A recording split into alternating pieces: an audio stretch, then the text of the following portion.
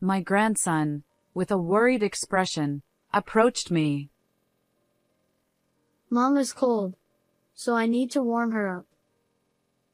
On a scorching summer day with a temperature of 104 degrees Fahrenheit, he had come alone to the drugstore where I work.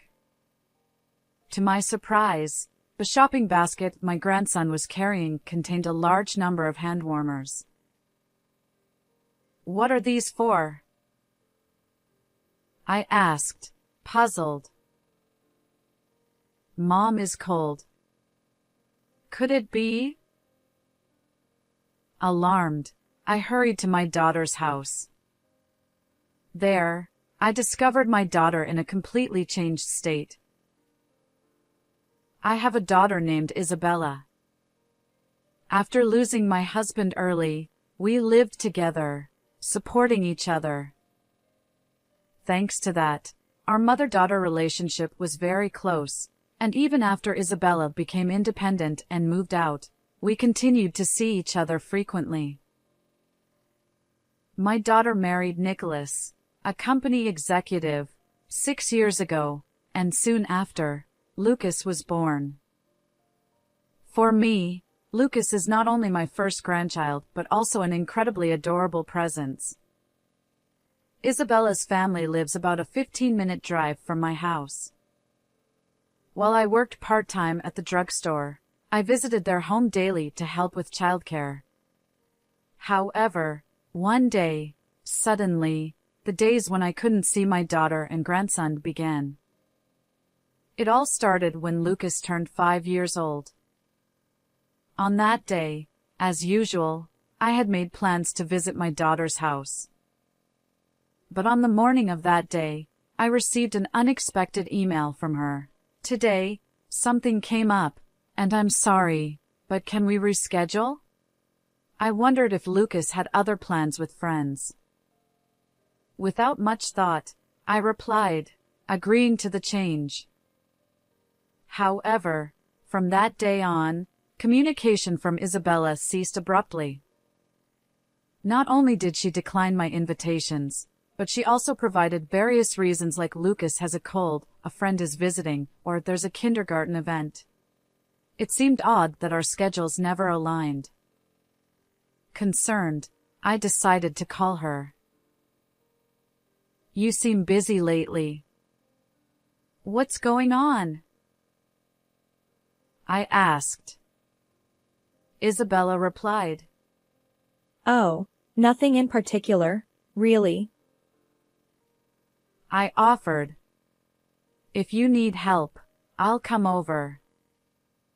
I've missed seeing you and Lucas." Her response was curt. "Thanks, but I'll reach out when I need it. I have things to do now." The infrequent phone call was cut short, and Isabella's tone was off. As a mother, it was clear to me that something was amiss. I was troubled, so I decided to call my son-in-law and inquire about my daughter over the phone. "Is this about Isabella?" "Yes, it is. Lately, she suddenly stopped contacting me, and I've been worried about her health. Nicholas, do you know anything?"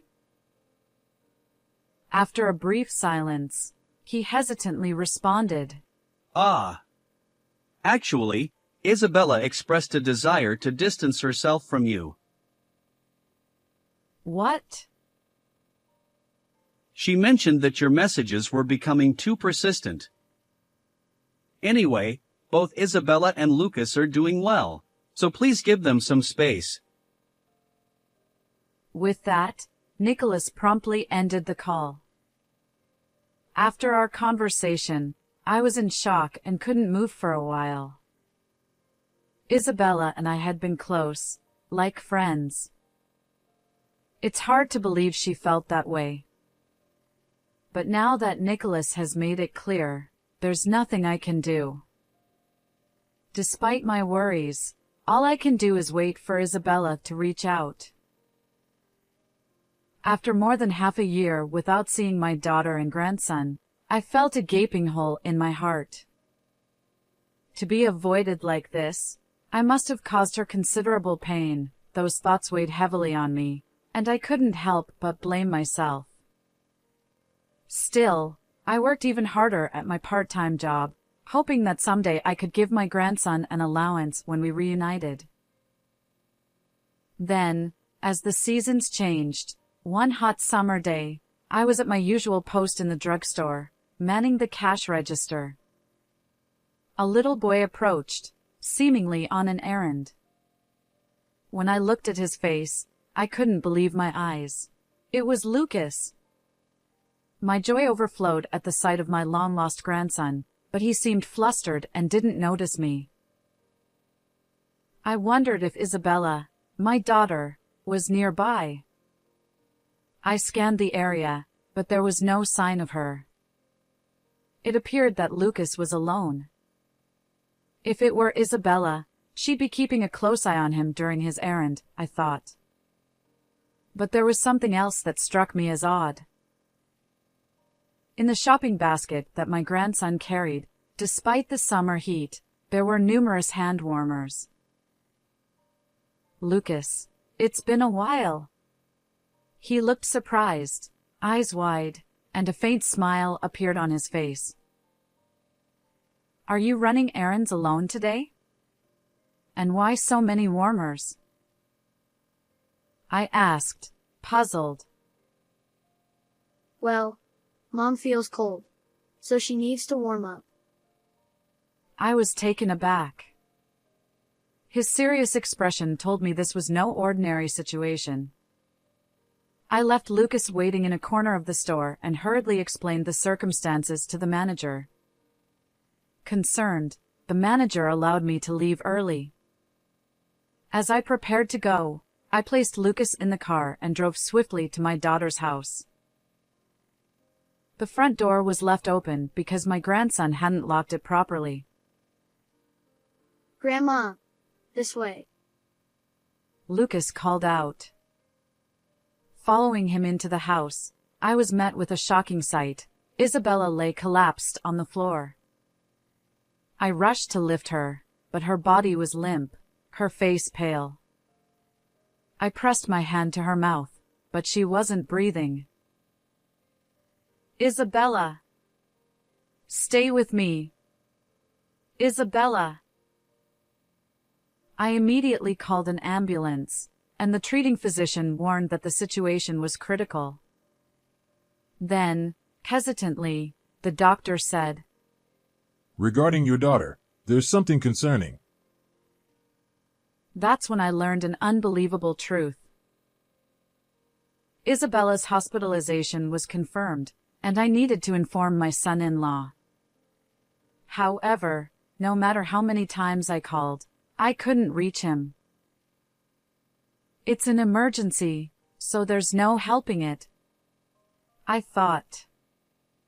In a dilemma, I decided to call the company my son-in-law manages. Hello. I'm the president's mother-in-law, and I have an urgent matter. Could you please connect me to the president? The employee responded. The president is on vacation with his family overseas. I was taken aback. After all, Isabella and Lucas, who were part of Nicholas's family, were currently at the hospital. What on earth is going on? Despite my confusion, I left a voicemail on my son-in-law's phone, urgently requesting him to call back. Finally, the next day, Nicholas returned my call. Nicholas! Isabella collapsed at home and is currently unconscious in the hospital. His surprised tone echoed through the phone. When I urged him to come to the hospital, he hesitated.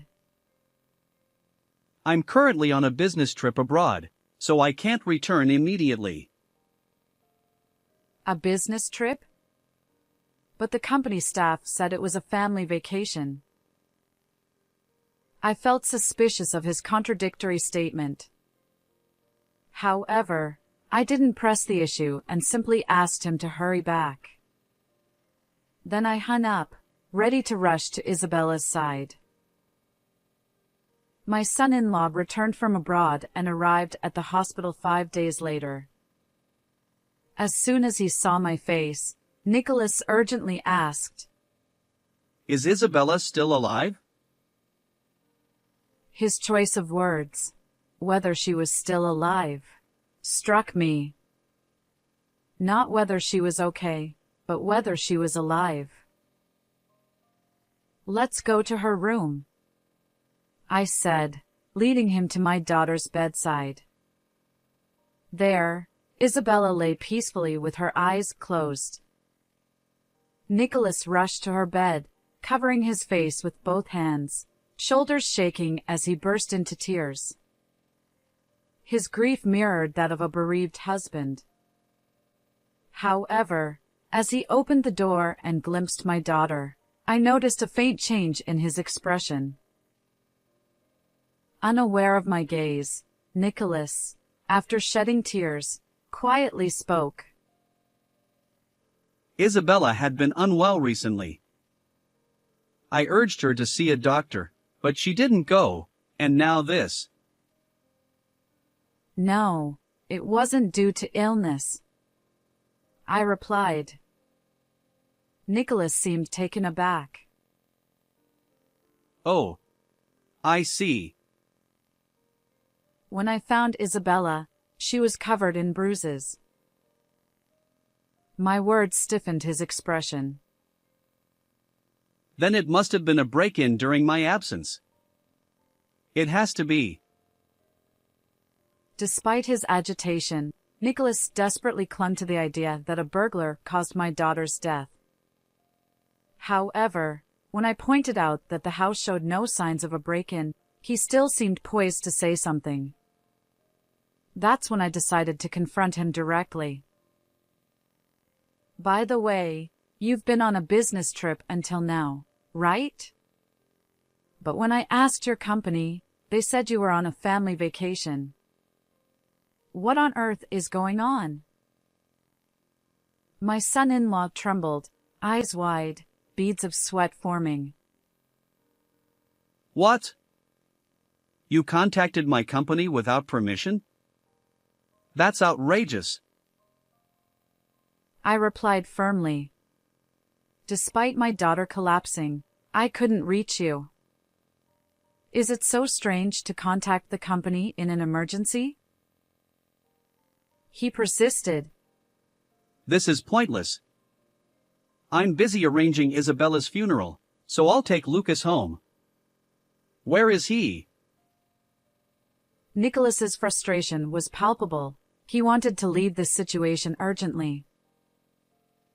Lucas is at my house, but I won't send him back to you, I asserted. My son-in-law retorted. Huh? What are you talking about? Isabella's body had numerous bruises, ranging from old to new. It wasn't the result of a single robbery, as you claim. Do you know anything about these bruises?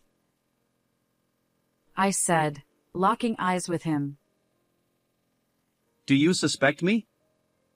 Even if that were the case, do you have any evidence to prove it? If not, I'll sue you for defamation. Nicholas raged, trembling with anger. But then, unexpectedly, a voice echoed through the room. The one who could be sued is you. Suddenly, Isabella's arm lifted from the bed, pulling away the covering cloth. She sat up, defying his expectations. Why are you alive? Isabella, whom he believed had passed away, had actually survived due to diligent medical treatment. Together, we had orchestrated this charade to deceive my son-in-law, making it seem as though my daughter had died. According to what I heard from Isabella, my daughter and son-in-law had been having frequent arguments due to his late-night escapades for about a year. Their relationship had deteriorated significantly. Isabella revealed that during these fights, Nicholas would become physically violent, leaving visible bruises on her body. She intentionally avoided meeting me during that time, not wanting to worry me by revealing the bruises. Now, let's rewind to the day Lucas came to my store. Isabella had discovered Nicholas's lie about being on a business trip when he was actually planning a vacation with his affair partner. She confronted him, demanding a divorce. In a fit of rage, Nicholas mistreated Isabella. He left her unconscious and cold at home, heading off on his trip. It was then that Lucas, their 5-year-old son, woke up, found his mother, and decided to come to my drugstore to buy hand warmers, believing it would revive her. I intend to report this to the police. What? That's an exaggeration. It's not an exaggeration when my life was at risk. I've actually been injured and suffered through this. This is just a regular marital argument. It'll blow over. Nicholas, though flustered by the mention of the police, still tried to maintain his bravado. Seeing this, my daughter and I exchanged glances and nodded in agreement. Even after seeing this, can you still say it's just a marital spat? I confronted my son-in-law, showing him the video on my smartphone. The footage clearly captured Nicholas physically assaulting Isabella during an argument. She had set up the camera as evidence for their divorce proceedings. It doesn't look like a simple argument, does it?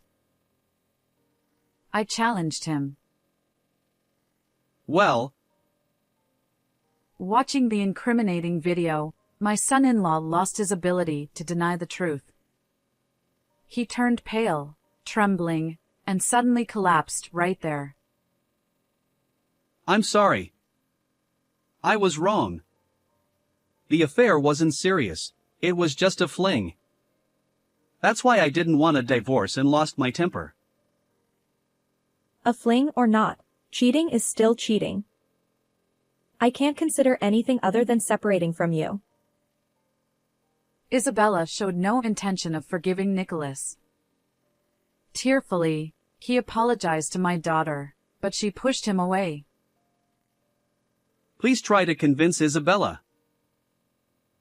Now he turned to me, desperate for help. Seeing his desperate state, I sighed. I won't defend someone who raises a hand to my own daughter. There's no way I'd take your side. Honestly, life would be better without a husband like you. I dismissed him coldly and promptly contacted the police. When the officers arrived, Nicholas was tearfully taken away. Subsequently, my daughter's testimony and the incriminating video led to his conviction. As a company president, Nicholas's arrest triggered a corporate takeover, and he lost his job. My daughter divorced him, claiming $30,000 for medical expenses and emotional distress, along with $45,000 in child support. She also demanded $13,000 from his affair partner. Nicholas used the remaining funds from selling the company to pay my daughter, leaving himself penniless. My daughter was eventually discharged from the hospital, and now we live peacefully as a family of 3, myself, my daughter, and Lucas. We've returned to enjoying our time together, just like before. I'll continue to watch over my beloved daughter and grandson. How did you find this story? Don't forget to subscribe to our channel. Until next time.